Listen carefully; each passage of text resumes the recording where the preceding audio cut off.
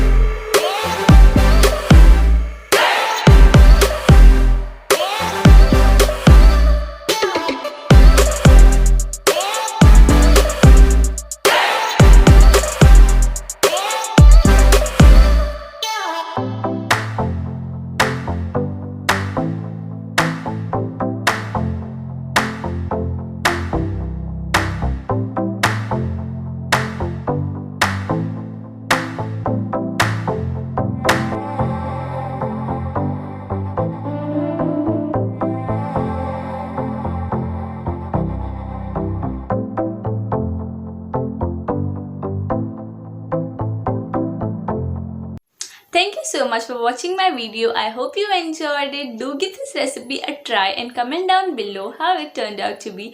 Don't forget to like, subscribe, share, and I'll see you in my next video.